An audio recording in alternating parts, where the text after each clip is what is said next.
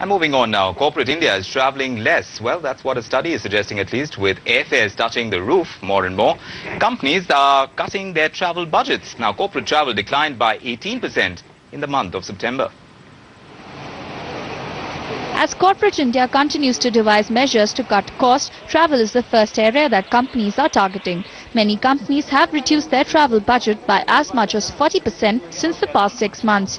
Corporate travel during the month of September declined by 18% according to a new study.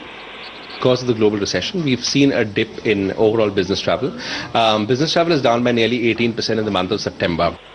While September was challenging for corporate world and airline companies, October has brought some relief to the aviation sector. 4.57 lakh new passengers took to sky compared to previous month, and government sweetened the deal by waiving off 5% custom duty on ATF.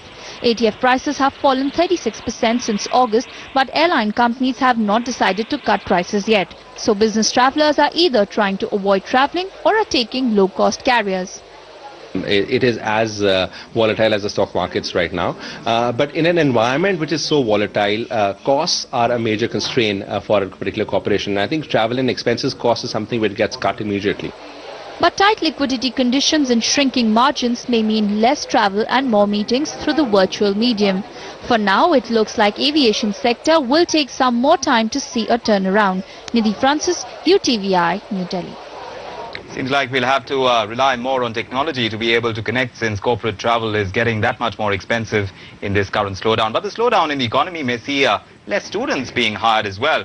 But that hasn't stopped management institutes from expanding and opening new campuses. It seems they are hoping that the downturn is short-lived and the turnaround will be here by the time the next batch graduates.